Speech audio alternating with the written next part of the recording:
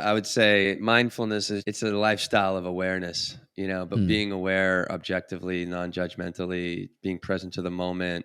It's a self-mastering tool. Welcome, everybody, to this week's episode of the Therapy for Dads podcast. I'm so excited to have this guest on. We met actually, I was a guest on their show, and I say there because it's this guest plus another. I'm not going to reveal the name yet. I don't know why I'm being so elusive. But if you're watching this, the good news is that we're vibing similarly. We have the black, we have the, I don't know if this is like a dad thing. I don't, if it's just a guy thing, or if it's post, in It's the a New York 40s thing over thing. here. Yeah. It's a New York thing. Well, it's a Yeah. California thing too. But my wife says Exactly. I look good in black. So he got the memo. We're matching. Before we jump into this conversation today, I want to welcome Will. So welcome. Thank you, Travis. It's great to be on your show. It's good to connect with you again. I really enjoyed our conversation and the information that we brought to our show. And here we are. I really appreciate this opportunity to speak with you, connect with you, but also have a conversation that can help more men. Yeah, and that's why I had you on, and why I enjoyed talking with you and John. So how, real quick, of how I met Will. I was a guest on his podcast along with John McCaskill, who is a retired Navy SEAL, and their podcast is called Men Talking Mindfulness, which it's exactly how it sounds. It's straight up being mindful. And yeah, and it's great. And I stumbled upon their podcast. I don't know how the algorithm, I think through Anson, another guest I've had on the show who is also trying to help men, and he's a neuroscientist. He has the app Mental. I think he's friends with John. And then I saw something connected us, the universe, whatever you want to call it. We connected. I got to talk on their podcast, and I had such a great time connecting that I've had John on, which is going to be released, I think, in a week or two, and then now Will. And just a quick little bio who Will is. The reason why Will and I vibed is that, one, first and foremost, he's been practicing yoga, meditation, mindfulness for well over 14 years. He lives in New York. He has been publicly recognized in New York City yoga world teachers, which is pretty incredible. He co-hosts Men Talking Mindfulness with John McCaskill. And he told me about this really cool kind of certificate training he's getting through Stanford called Applied Compassion Training, and he's going to be an ambassador of compassion. Like, to me, I'm like, what a title, an ambassador of compassion. Like, it just sounds like you want to be with this guy. Like, oh, I need more compassion in my life. Like, we all do. we all do. So that's Will. A little bit about Will and why I wanted him on. One, his experience and kind of what his training, and also I think we just really had a great connection and talked easily, and that was I like having people on like this. So anything else we need to know about you, Will? Like, obviously you're from New York. I'm California. Any other cool information or? I don't know. I mean, I don't know. I mean, it's been fun to work in this space, mindfulness, but like, just because our show is called Men Talking Mindfulness, it's for everybody. And it just happens to be two dudes talking about mindfulness. A lot of people think it's just for men, which has kind of worked for us, because we've delved into a lot more conversation about men and masculinity and what gets all hung up, and and it's just been a real incredible adventure for me, not just with the podcast, but just because I'm like a tall, straight dude in the yoga community here in New York, like that immediately just started attracting like regular dudes that just were seeking these practices. So, and then, not even really like I was called forward to work with men kind of by its own need, I guess. Like, it's not like it's something I was like, I'm going to go work with men. It's just like the calling kind of came to me. I'm like, yeah, I need to heed this call. So, here we are. Like, I appreciate connecting to, you today, because you're helping so many guys out there and putting our heads together, and our voices together and our wisdom and experience together to help and just have a conversation to help more men is just exactly where we're supposed to be. Yeah. And that piece right there, like working together to help more men. And I think really it's about building bridges and community and relationship, that we all have something to offer, and we all have a heart and passion for men, to help men to be more holistically healthy. And it's not about competition. I'm not fighting you. It's more about learning from being able to learn from you and John, and then glean that information and integrate it into what I'm doing. And And then helping, it's like, how do we build a community of help and aid and Yeah. camaraderie, which is kind of what we need versus that kind of Mhm. solo, isolative, kind of rigid masculinity where we can get stuck in like it's just me and I'm the lone wolf and I don't need anyone's help. And that's the Yeah. kind of guys we're trying to reach, is those kind of men who are like maybe stuck in that. And Right. that's great that men have been coming to you of like, hey, I'm this skinny white guy, straight white guy doing yoga in New York, and I'm kind of the odd man out maybe considering. And so I'm drawing some men that may have not stepped into this place for various reasons. But you know what? Let's jump in and talk. So today's topic is mindfulness, and one, what is it? Why should men care about it? Is it just this fluffy thing that people do? Is it just something that like Zen Buddhists do? You know, what is it really? But before we go there, I'm guessing you had a little bit of a journey story about how you got to doing mindfulness. Was that something you always did, or was it kind of like, was there an Uh, evolution of will, or from there? like guess the kind of the origin story of how it all kind of started. Yeah. I actually my first kind of mindfulness journey and experience was starting to journal. Like Mm, I found myself in a really dark spot, like having a broken heart, like I got over 20 years ago, and I just my the model of what I thought the world is and should be, and how I should live in the world, and the things I should be doing, just completely shattered, and mm, left a really gaping hole in my mind, my heart, my place in the world, and I was really lost, like really, really, really lost. I was like, living that, I guess the how do you want to call it, like the story of my parents, the story of our family. It's like, mm, and I'm thinking it's a story for a lot of men. yeah. Especially being raised. I'm just talk about men, and so I'm like I was that man, and I still am in some ways, but being like provider, protector, conqueror. So it's like Mm, go out and crush and conquer the corporate world. Go out and so I started working at this pharmaceutical company with my biology degree, and put 4 or 5 years in, and then I was also looking for that next piece, like how do you be the provider, the protector is like, well, you need a wife, or you need a mm, girlfriend, you need a house. So I was like looking to kind of live that the rest of the story. yeah. And as I got into the love and the relationship, like I said, it all broke apart, and I was like, Mm, what's my life?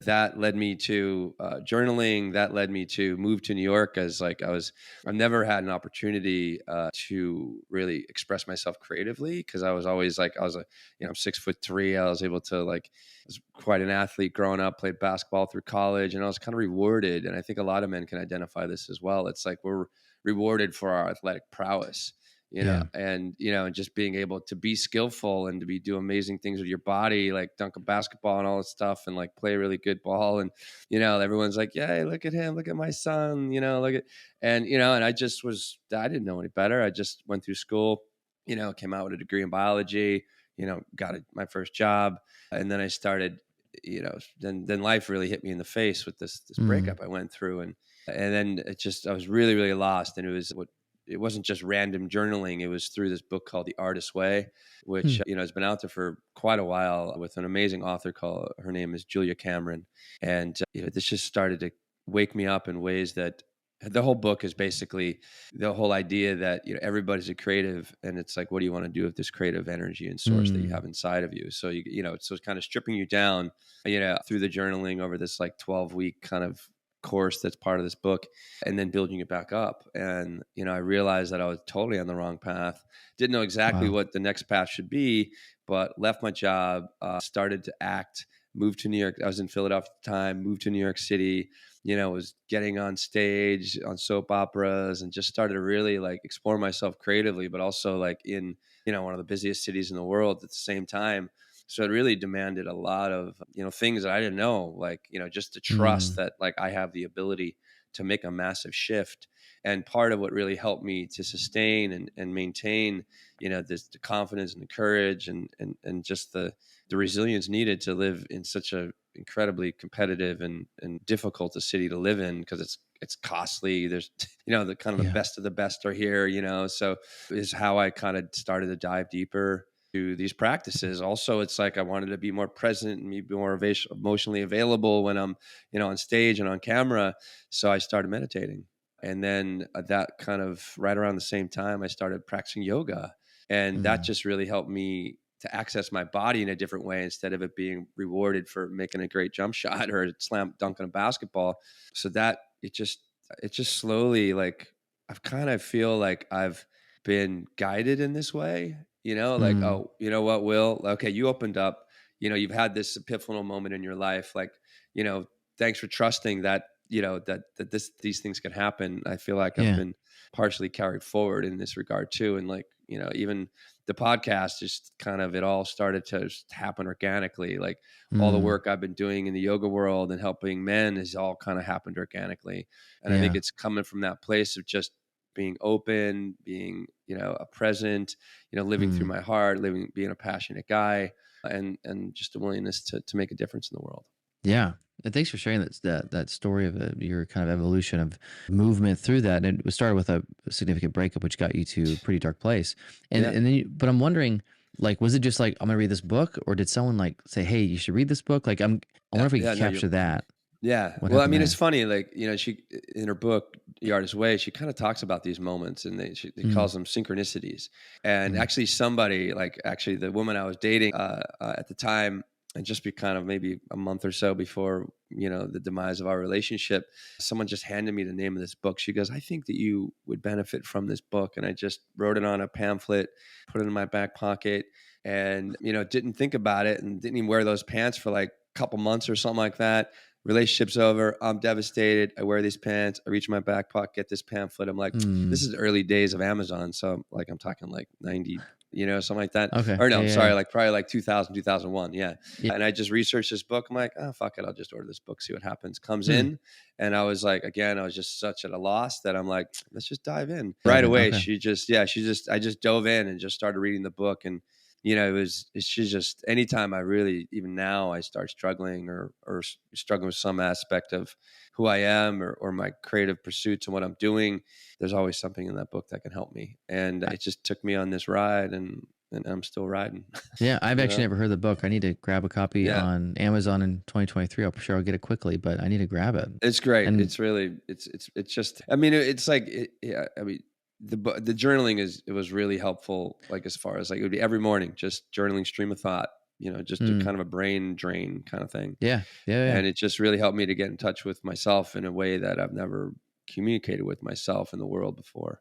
yeah. So, I'm a big advocate for journaling and my healing process too. I did a lot of journaling when I was in mhm, therapy early on in my early 20s and really found it life giving. And I'm yeah, a big advocate now when I'm working with men and to say, hey, this is you know this is a powerful tool, and we use it for different things. And so it's what a serendipitous experience too of like going from the breakup and then wearing the pants and like, okay, I'm just gonna almost like I'm open to anything. I'm struggling. right, Let me just right, do right, something. And it's kind of like your own rock bottom in a way of like yep, emotionally. It's like, okay, let me do something because I'm just a wreck right now. right, And then flash forward, now it's like you've been doing it for almost 15 years and you're teaching it and yeah. getting all That these. was like 20. It was 2001 is when I started, Okay. like, the actual, like, not teaching, but the journey. So The it's been like journaling, yeah. 22 years. Like, it's I can't believe it. I'm Yeah. shocked. What do you could you ever anticipate this, like looking back 20, back then to No, today? not at all. Not at all. There's like, I've just, yeah, not at all. But it's like, I love what I'm doing, Hmm. where I'm sitting, how things are going, and where they are going. It's great. Yeah. Yeah. And then we got to meet too from this whole process, which is Yeah, really cool. exactly. Exactly. And now sharing a bit about your story of kind of how you got here. You're now, you're an advocate for this. You teach it, you talk about it, you do a podcast Hmm. about it, you do yoga, professionally, you do retreats, you do all these Yep. things. Could you, if you were to define mindfulness, because people, I think Right. there's different definitions of how people say it, what they say, like how would Will define like what is mindfulness? I would say what mindfulness is, just it's a lifestyle of awareness, but Mm, being aware objectively, non-judgmentally, being present to the moment, and just like, I think it's a self-mastering tool, is really what it is. Because if you and it's it just or the practices are, I mean, mindfulness is just like being mindful and being intentional with your how you're living and what you're doing and how you're feeling and how you're interacting with the world.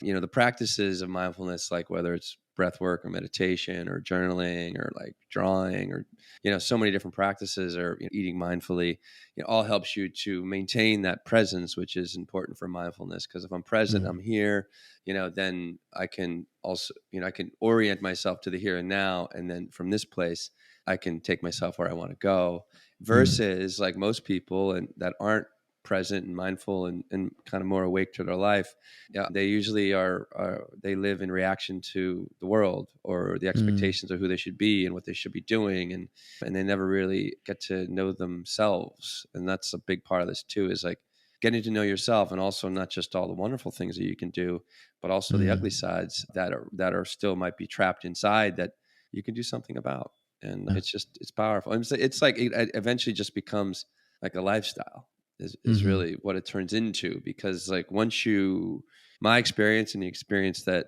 I hear often with people I'm working with, it's like once you do wake up and once you kind of do have those moments of presence, and once you feel or have the experiences of from practicing and then incorporating those practices in your life, like you don't want to go back, because you're no Yeah. longer like you're awake, instead of Mm. being always clouded by the fog of distress or whatever else kind of is going on for you. Number one, you have a way to get out of that fog of distress, and number two, you get to know the power that's within all of us, and then what do you do with that power is what's next. I love what you said. It's a self-mastering tool. Yeah, yeah. I mean, yeah. I mean, yeah, yeah, exactly. That's what I'd yeah, that's where I'd go. Self mastery Yeah, tool. and I'm thinking of men that I've worked with, and even that language, a self-mastering tool. It seems I'm thinking of those guys, especially who maybe haven't done yoga or meditation or therapy. It's Right. like that sounds like some language that might capture. Like, I want to be a self-master, like that. Even that, it's in more invitational. I feel like a self-mastering tool. I mean, it very much is in line with like a discipline of doing, training the Right. mind and. I like how you said that. That's great. And with that, I definitely want to talk to you about what you hear. But what are some barriers to guys doing this initially to mindfulness practice when they first come to see you? Well, I mean, there's a lot. There's a lot. I think the first is often men are afraid to deviate from the tribe. The tribe Mm, of the masculinity that they know, which has been called like confined masculinity, toxic masculinity, and really just like coming back to what I said earlier, the way I was living, and I still see this from a lot of men in my family, and a lot of men that I know are just that protector, provider, conqueror role, mm, and they only access and allow us to really express ourselves and do things and take jobs that access those three ways of being. So getting out of that mindset, it could be very challenging, because men, like we act, like you said earlier, like lone wolves and typical, but it's also we're very aware of what other guys are doing, and you don't want to kind of rock the boat sometimes, because we're kind of shamed back into those roles in so many ways, which I'm sure you've had many conversations about that, or know that about that shame. oh yeah. Yeah, yeah. So that's the first barrier. And then another barrier I see typically in the yoga room or with breath work or meditation is like men want to be awesome at it immediately. You know Mm. what I mean? They want to be fucking great at something they've never done before. It's impossible, So, and men suffer often with a lot of impatience and Yeah. all the things that are required to, like do anything successfully, Right. or just kind of take on a new practice. And there's a lot of humility involved as well, as you get to know Mm. yourself and wake up. When we go on these retreats, they'll be like, I hear a lot of men talk about, God, I've never realized I was such an asshole. It's like, and then it's like, what are you doing when you wake up Yeah. to the fact that you've been an asshole a lot of your life, And those I'd say are the big ones. It's just, and another one is just the willingness to try, the courage it takes to self-reflect, the courage it takes to sit, to Mm. get still, to take time for yourself. That's another thing. Like a lot of within those roles that I talked about earlier, you're looking out for everybody else, or looking to cover your ass in some way, Right. looking to, be more successful than someone else. Whereas Mm. like, what if you just get inside of you and what's really in there? And then, Yeah. so yeah, it's quite a journey for a lot of men, but and I think like I'm sure you know this as well, or what your experience too is like when that light does go on for men, they become Oh. the best students, man, and then they want to share with everybody. Yeah. No, I agree. I think part of it is that, like you said, and those things are still prevalent to this day. In fact, I just had one of my old professors on. I released an episode of the Mm, podcast, and he's been studying like men and masculinities for 27 years. So he's in the research and doing the research, started initially through feminism lens in graduate school and PhD, kind of what initially brought him in, but started working with men and like saying, "Man, I'm seeing these themes here." And then started seeing kind of what we're talking about and noticing that men are, they're stuck. But when they get engaged, like when you captivate them, when they show up and they actually come, like they're in, like they don't want to leave, Right. like mindfulness or therapy, because they, like you said, they become committed because they see the benefit. But sometimes those barriers of like the tribe of like, well, I have to be these rigid roles of like almost like a one-dimensional view of masculinity, like a very much Right. this is like this is it right here, and you got to fit within these walls, and if you don't Stay fit in in your these lane. walls, Yeah. you're out of the tribe or you're neglected or all those fears. And so they've learned to cope with, I got to stay here, I can't go outside this is just not safe, dangerous, whatever. And so, but once you get them in, like your experience is like, man, once they're hooked because they really see, oh, okay. So what is that kind of shift? Like, how does it shift? Like, what is the awareness or light bulb that goes on of like, oh, this is okay, or this is beneficial? Is there some like themes that you've seen from men that you could share, or even from your own experience, or both, that have, like, what is Well, that internal state of like, I have to be to this rigid, one dimensional, I got to only provide, this is it, to like, oh, this is actually okay and beneficial and really life giving. well, I think when men, they start, when they get on this path and they start doing the work, they realize that they're not losing anything. They're not losing. They don't ask, it's not about getting out of the provider, Mm, protector, conqueror kind of typical masculinity, that we see today. It's This stuff enhances all of that. And it mm, creates greater connection to themselves, greater connection to their loved ones and their work. And they just have, and life gets easier mm, because you're being more of a complete human being instead of what we call a man. I fucking love being a man, but I love being a mindful man. I love being a uh, compassionate man. I love being an open man, but I'm also still can be a bro. You know what I mean? Like, yeah, yeah, yeah. no doubt. Like, and I love being a bro, and having bro time and stuff like that. But when I get in those situations, I'm just bringing all of myself, not just, Mm, the bro and dude self, that's all there, but it's like yeah. enhanced and kind of flavored and with like all these skills through mindfulness, but also practicing and realizing that, there's a lot of amazing things that happens to a human being and to a man Mm, when they find peace. And I yeah. think that's like what you said earlier. It's like what kind of turns the light on, or how's it kind of how do men get there? Well, I'll tell you a story. Like, I've actually, through the podcast, like, people know that I'm a teacher. I just had a dude hit me up through LinkedIn. He's like, "Hey, Will, I want to start working with you." Never met the guy Mm-hmm. before in my life. Like, don't know him at Yeah, yeah. all. But like, so we connect. And I'm sure you might experience this as a podcaster. As soon as maybe because the word therapist next to you, you probably get this too, or maybe it's a little resistance as well. Yeah, Uh, yeah. It's both. but Like, I think yeah, both. yeah, yeah, both. Well, this guy, I just got like, I've never met this guy before in my life, and I think because he hears everything I talk about in the podcast, he just launches right in. And I'm just Huh. going to get really personal right now, Will. And he's like, this guy's like a fucking chief of police. He was a trooper for, decades and stuff like that, like a manly Oh, man, you wow. know what I mean? Right. Yeah, And yeah, yeah. he's like, he just goes in and starts talking about, his his marriage, and, and like all the sacrifices his wife has made and this and that. And it's like, Yeah. they're realizing some gaps in their relationship, and she's like, you Mm. should get more mindful, you need to do something, like, and so we got on this whole conversation with him, and he's like, "Hey, would you like to talk to my wife?" I'm like, I was like, what am I getting myself into? Like, I'm not a therapist, you know what I mean? I'm just a mindfulness teacher, that has a lot of skills and practices and can definitely help a lot of people. So I talked to his Yeah. wife. And I start with him on Saturday. And it's Yeah. like, for me, it's like, and after knowing some of his backstory and knowing where he's coming from, but knowing, like, he's in his 50s now, I'm just got, what really helps men, and it's very non-confrontational, like, whereas like maybe Mm. something like journaling, or, hey, let's do some yoga, or like, could be like, I don't want to do yoga. Yoga's for sissies, or, you know what I mean? Whatever people talk about Mm-hmm. yoga. I'm just going to get this guy. The first thing for, I think, anybody, to really kind of get that first toe in the water, maybe the foot in the path of mindfulness, is getting to calm. And Mm. that's the best way to do that, is find your breath.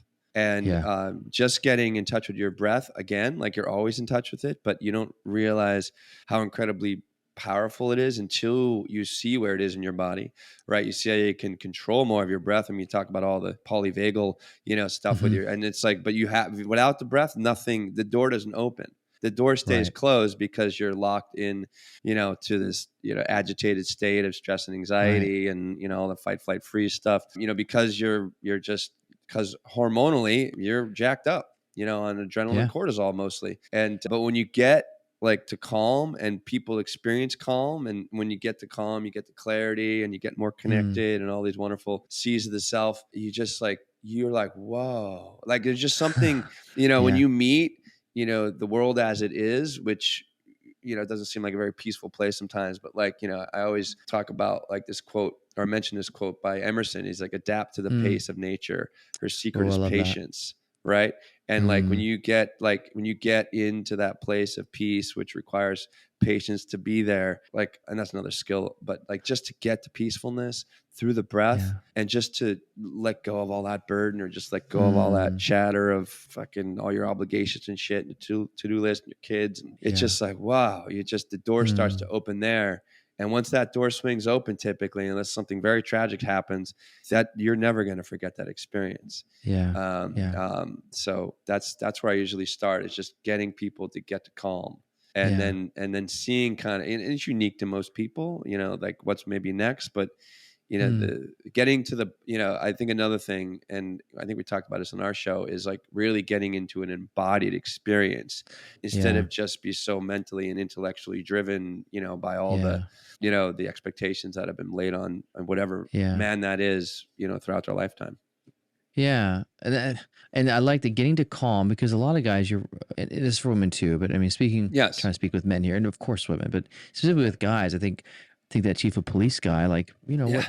he may have never had calm, like actual calm, maybe, Right. or maybe glimpses, but probably not living there a lot, because Right. we can move in and out of maybe having glimpses or moments, maybe on his wedding day, we Right. always have moments, but by and large, we could be living out of that state of, our ventral state, ventral vagal state, Mm. but more a kind of activated kind of fight flight state, high stress, survival states. And so getting to Mhm. calm. And when you first introduce that to these kind of guys, is it kind of receptive, or do you still sense some of that kind of like hesitation for some guys initially?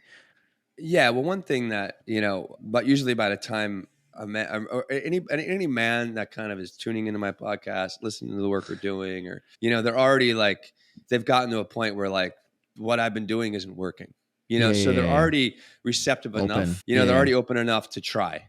Right. And Okay. what's so nice about breathing, it's so simple. Well, it's simple in the sense of like, you're always doing it. You're Right. probably not aware of it, but let's just take a little bit deeper, and let's just Mm. work with a couple breathing techniques for, 10, 15 minutes. And let's talk about that experience, Yeah, and yeah, then yeah, yeah. let's just deepen that experience a little bit more. And, maybe let's get in our body, and just, I want you Mm. to just feel your body for a moment, and Mm. so it's very, I like, I just like to, as, as I feel when I'm understanding my role as a teacher, I feel like a kindergarten teacher in some ways. And I'm just like, Yeah. let's just, I strip it down so much that it's like Yeah. learning the alphabet, Yeah. and learning to write and learning to paint, with like primary colors, it's just, Yeah. and it's like, and I say this like not in a disparaging way, or not like, I've learned like a lot of stuff in the Stanford course. One thing I learned is like small is all. So you just like start Mm. one small thing, and it starts to Yeah. open up the doorway to all Mm. these different opportunities. Yeah. And the breath is usually the best way to do that. So the guys that come to me, like this guy the other day that hit me up, he's like, he's realizing like, Mm. I might lose my wife, I might lose my family, like I don't want to be that asshole anymore, Yeah. and Yeah. and it's just like, there's a different way, and you can be a mindful asshole. Like you can, Yeah. you You can, that doesn't. That's a funny. It's good. No, you can be. You can be a mindful asshole. That's great. That's made me Well, laugh. I mean, what is like Um, Ram Dass says is like, if you're a son of a bitch before you're enlightened, and then you become enlightened, you're just an enlightened son of a bitch. It's yeah, like, so it's true. it's like, you're aware, what I mean? It's still in there, but I don't have to exercise, like these No. ways of being. I could take a choice, I make a different choice. So, Oh my God, that's hilarious. That's so good. Well, and even hearing this guy, it seems like to some degree, I think for some guys, and not all guys, but I think some guys, there's a theme here that even in therapy sometimes I see, is that it's to some degree, sometimes it takes a crisis or something to get them to like waking up. I wish it didn't, personally, I wish it didn't have to take a crisis, or something like a yeah. marriage might be over or whatever, or an affair or things like that to like Hmm. waken. But for a lot of guys, it does. It takes that kind of something to hit to really Which I know there's that, we could talk about philosophy about that, Dark Night of the Soul, all these things that make you go and have to reflect, because we can get so stuck on mindless automatic pilot, but all of a sudden you have Right. this and it forces you to stop. Well, that's kind of Um, when I, just like that was my tragedy. Like my yeah, heart was broken. And I was just like, yeah, and like literally my whole life shattered. And it's just like, right. now what?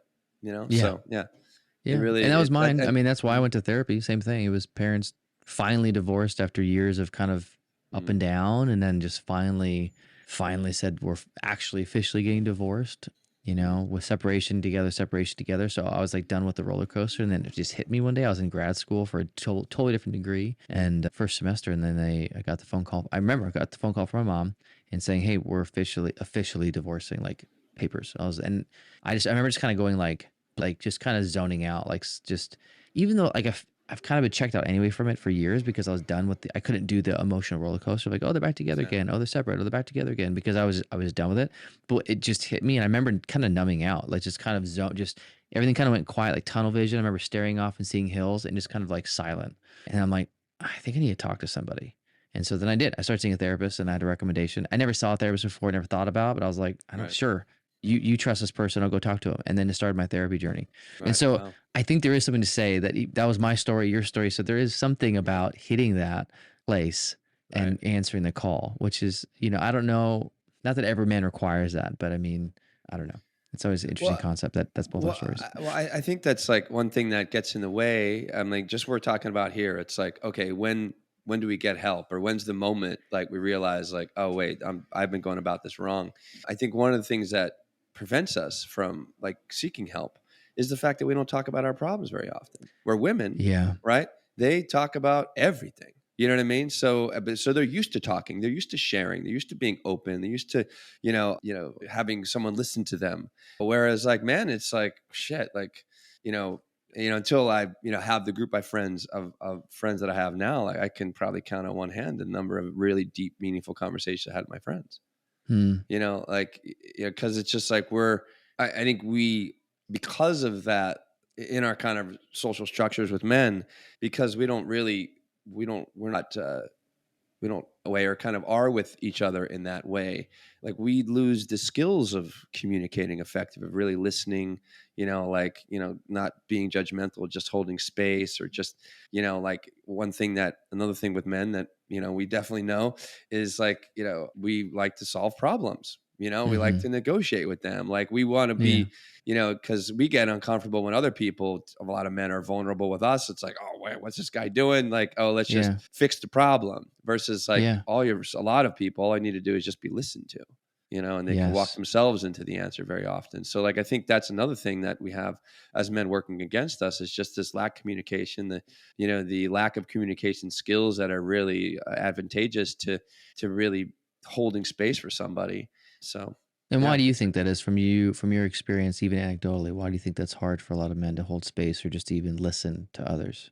Where do you think that I comes don't think it's from what been you've seen? modeled. I don't think it's been Mm. modeled, Okay. like depending on the type of dad you have, or the type of family you have, or the type of men you're around, right? We just don't talk Mm. about our problems, right? Or like, Mm. when we do, I mean, of all like the books I've read, with this podcast, it's just like, vulnerability is weakness. Talk about your Mm. feelings is weak, right? Right. And that's like, just to come back, we said earlier, it's like you gotta, even though the tribe is difficult to be a part of sometimes because of all of its weird rules that are unwritten, but like, Yeah. we know when we step out of line, that we're going to be shamed back in line. So it's just like, that's, I feel, the big origin for it. So therefore we grow up Mm. and we become men, at like whatever age. And then, then we have these moments where like, oh my God, my life is crumbling before me, my marriage. And it's just like, now what? And then it's like, Yeah. after years and years and years of being kind of calcified and, Mm. hardened in just being in one way, it's really tough to open up, because Mm. there are layers and layers and layers of expectations of masculinity that have been placed on, mostly most men, that Yeah. we're not, we just like, now what? Like, how do I talk about my feelings? That's another thing. It's Yeah. like, it's like, the Yeah. emotional vocabulary between men and Oh, it's, women, I bet would be like 10 to 1, right? Or yeah. more. Yeah. Unless they had training. And we're not talking about the guys Right. who've had, Right. maybe intentional fathers and mothers Or who me like and really you. I'm help. just kidding. Or yeah, Just you and me. Yeah. kidding. Obviously we're the elite, we Yeah, are the, yeah. Um, I'm just we're kidding. special. We're in a Yeah. special category. Maybe we're part of the category of the mindful assholes. No. Yeah, Um, exactly. There you go. but it's like, I think a lot of you're right. I think it's survival. And this, I keep There you coming, go. I've been wrestling with this. I think a lot of men are stuck in their own survival state. So it's more of Yeah.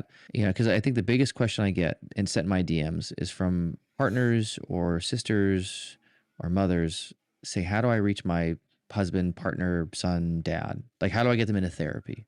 And I get that that's the number. That's the, I think if I take a poll, that is the thing that's sent to me the most, like as far as private DMs among anything else, Mm. asking, hey, I love what you're doing. How do I get my dot dot dot to do this? And I think because I do believe that these men do need some care and healing and help and support, but they're typically, these guys are stuck in their own isolative lone wolf, rigid, don't, all the stuff that we've talked about, the vulnerability, it's weakness, and I can't show this. I have to be the provider. I gotta only be the provider, protector, and if I'm not, then I'm nothing. And so the one thing I tend to say, and I'll be curious to see what you would say, is that the first thing we have to approach, which is genuine curiosity and listening to them and Yeah. really allowing that. And that could take time. And that's the hard part. Like, it's not always going to be, I listen one conversation, now they should just be able to do this. Like, they have to also be in a place where something inside of them is willing to change or do something different. But it's always going to start with listening without judgment, which is hard to do because often there's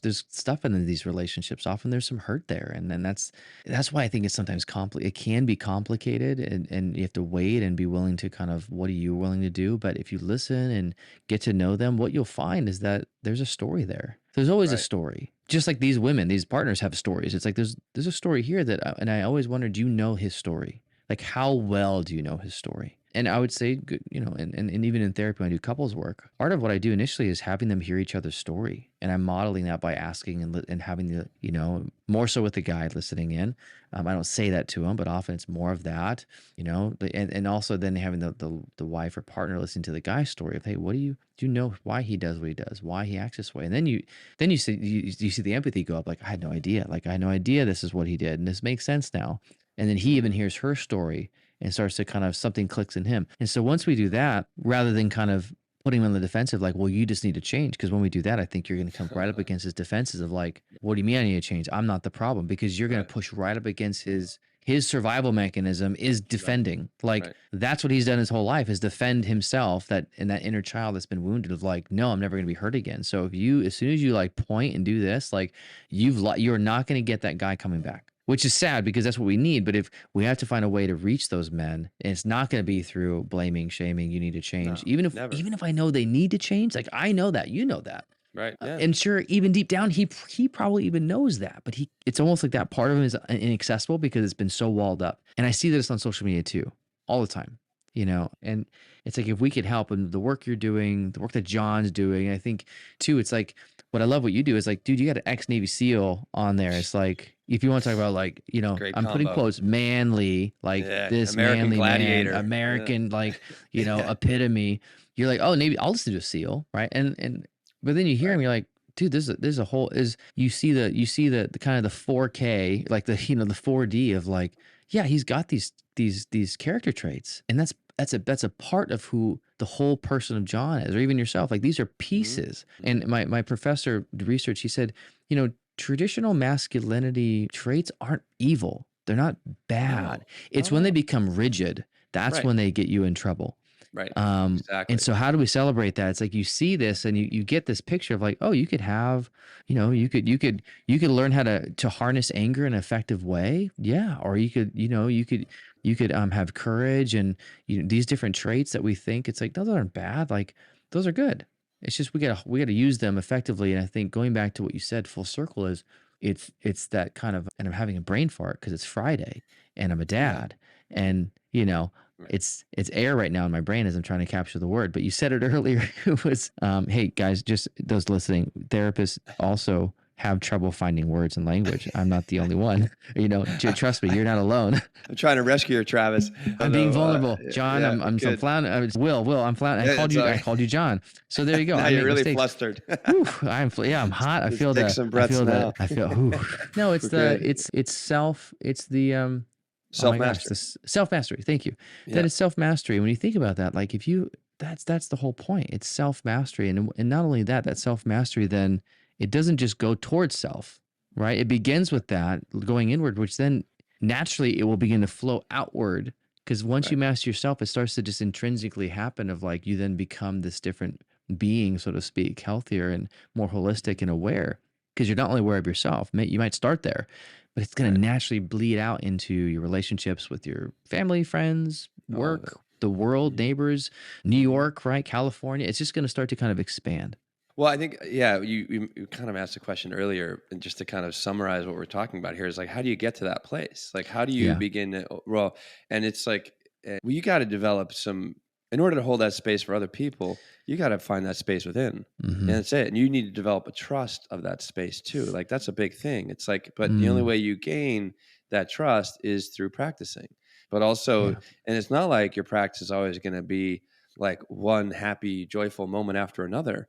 Like as you begin to sit, and I think, meditation is such a incredible, it's like it's an incredible tool. Like it is something that, to be able to sit and be with yourself, however that self, yourself is that particular day, Mm, whatever's just happened or whatever just coming up, like, and just to be and hold that space for yourself, and not beat yourself up for feeling this or doing that or something that happened earlier. This is like kind of that one of the first steps to self mastery mm, is like, know thyself, right? I mean, we hear mm, it often, right? And you get in by just sitting and just getting still and getting quiet, mm, and making peace with everything that's going on around you, everything that's going on the inside, the thoughts, the feelings, like the sensations in your body, and just trying to stay in this neutral place. Like, just, what I, the Buddha, the way he speaks of it is, the middle way, like being in the mm, middle, like not, not no aversion to whatever's going on in the world, but also no craving for anything else. It's like, I mm, mean, and like, it's good to have intention and goals and do this, but it's like, life is never gonna be how you want it to be. I mean, that's what mm. suffering is. Like when we attach Yeah. ourselves to something, like that's when we start to suffer. Mm, But mm, just to be able to mindfully, and through the practice of mindfulness and being present, and getting to calm, right? And also that trust of the self, you start to develop a trust to the world, and mm, realizing like, oh, instead of the world being a threat, right? And if, like we talked about earlier, and if you're always in this heightened state of anxiety, everything, you're always in the defensive mode, so everything is a threat, right? But when yeah. we eradicate, or kind of shift, through using the instruments of the body, using breath work, right, I can Mm, get to the self. But then it's like, and I realize that the world supports me. Like there's a natural ebb and flow that kind of happens, like as mm, I've kind of become more heart centric, and live a passionate life. It's just, I can't believe the doors that open sometimes. I'm like, holy shit, yeah. like where'd this come Yeah. from? You know what I Yeah. mean? But it's like, but I'm also, another thing that can get really kind of weird and esoteric for people, or men in particular, is just like, to realizing that we're just energy, right? And Mm, like the frequency that we put out, right, is the frequency we're getting back. And yeah. this is Yeah. just, this is the way it goes. And it's just, so Yeah. what's your frequency? And if you're always humming at the Yeah. same tune, of like this, this confined masculinity, if you will, then you're just going to keep producing those same results. But Yeah. if you start to Yeah. change and start to be more open, other things start to happen. It's like, Yeah. it's amazing. But you also, but I think another thing with men, and what helps them to do that, is getting around a tribe of other good men, or at least other Mm, men that are willing to sit and take this risk and take these steps, but also come back yeah. and talk about it, because that's Yeah. like a big thing that's missing amongst men, is a real meaningful connection to other men Yeah. Well, that and aren't I a think threat. But groups yeah, are powerful. Yeah, oh, groups are powerful. most I think important. that Yeah, because they see other men risk, and all of a sudden it's like, oh, I could. It gives them permission. Like I could risk it. I'm not going to get blasted. Right. It's like right. no one Yes. blasted that guy. That's weird. Right. That's different because I was expecting, but now I'm not getting blasted. So as we wrap up, I'm conscious of the time. Yeah. We could keep Mhm. talking for like 10 more hours. But two things. One, where can we find you? So, the podcast is mentalkingmindfulness.com, and John and I run the show together. So thanks for listening and tuning in. For me personally, my brand is, if you want to work with me personally, or just kind of consume what I'm putting out there, I have Will Not Fear, willnotfear.com. So WILLNOTFEAR. So that's where most of my stuff is. And then on Instagram, I'm Will Not Fear. On on X, I'm Will Not Fear, and LinkedIn is a good way to stay connected. And Mm.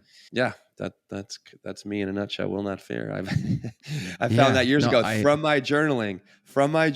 Right? I started building this whole life, and I started realizing that I'm gonna what's the corporation of it's funny, like through this journaling, and I tell this story just because I think this is like the transformation. I was raised my name is William Schneider, right? My dad is William Schneider. We just have different middle names, so I'm not like a junior or a second. And also my mhm. grandfather's William Schneider.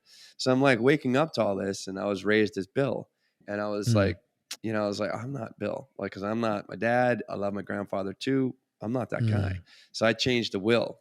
And Mm. as I started developing, like, who the fuck is Will Schneider? I was like, I don't know. This is like back in 2000, 2001. I just wrote, Will Not Fear came out one day. And I'm like, oh, I'm going to get the email, or even before social media. So I've been riding Will Not Fear for, Dude, for over 20 that's like, years. that's golden. I love it. I love that.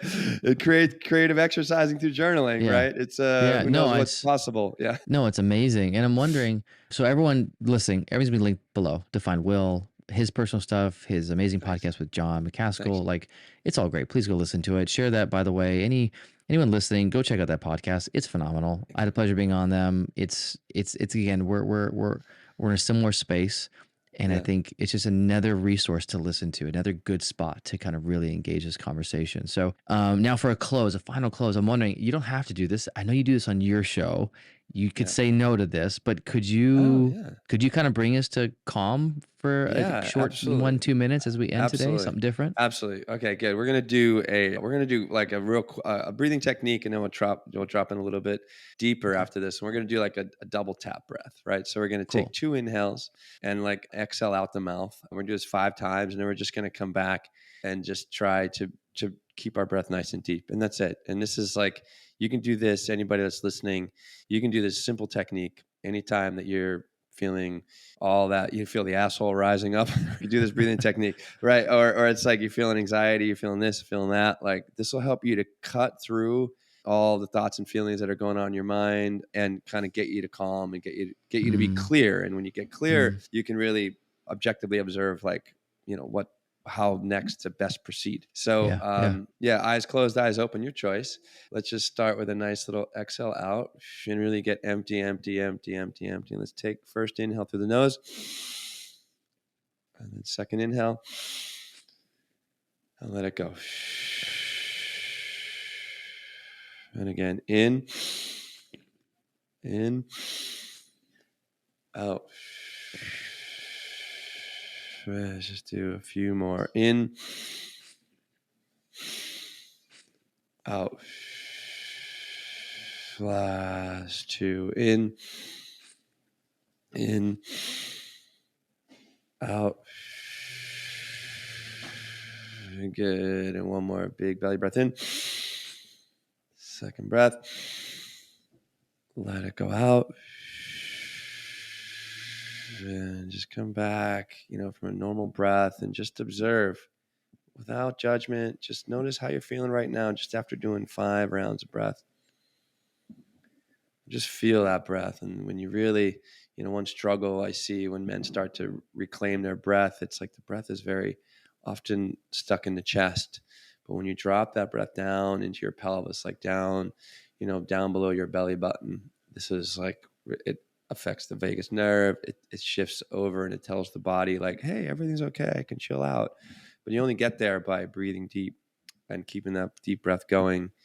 And you can just, in this 1-2 minutes that we just did, I'm sure you can feel the difference in how you're showing up right now. So that's Mm, yeah. Thank you, Travis. This has been such a pleasure to be mm. able to do this with you guys. Yeah. No, Yeah. thank you, Will. Thank you. That was amazing. That was a good little, I feel it's amazing every time I do the breath, how simple the concept is. Like, it's not complicated, like you said. The concept is simple. And when you're actually able to engage it, the power it can have. And I've done a lot of practice with this, so it's easier for me to go to that place, and even for Will. So those Mm-hmm. that are listening, if it was a little just, if you became aware of like how crazy your mind is, I think what we would say is you are mindful of how crazy your Exactly. mind is right now. That's And you get to actually, see that's the mindful. mind. Yeah. So You get to see the that's not mind. failing. Yeah. You're not No. failing. You're aware now, and with practice. So I feel great. I feel calm, and even with the construction going on. But Will, thank you. Thank you. Thank you. Thank you. Blessing to you and all the work you're doing. Peace, good vibes, all those things to you over there in New York. That you have an Yeah. amazing rest of your day. Yeah. And we'll You know, talk soon, my friend. I'm going to plug Go really ahead. quick. Oh, sorry. Yeah. Oh So yeah, yeah. Please do. we have a yoga retreat. I'm going to lead. Oh, Not a lot of experience necessary, or no experience yoga experience necessary in February in Guatemala ooh, with another yoga ooh, teacher. So maybe want to nice. join us for that February 4th to 10th. And then we have a mindfulness leadership retreat I'm leading with John McCaskill through the Men Talking Mindfulness podcast in May, Ooh. Colorado Springs. So if you want to take like a long weekend and dive into mindfulness to be a better leader within, but also be a better leader in your life and in whatever business that you're doing. Come join us. That'll be in May. I think it's like, I don't know, 16th, 14th to 18th or something like that. So Oh, great. yeah, Yeah, send me those links. So all links will that, by the way, everyone will be in the great. description too for both of those retreats and mindfulness experiences. And that way, if you do, please go. Like, absolutely join Will, join Jump in. John. It'll be a great experience. I can tell you right now, they're great guys doing some Yeah, amazing work. So, yeah. hey, Will, thank you, dude. You have an awesome rest of your day, man. Thank you, Travis. I appreciate your time. Thank you everyone for listening.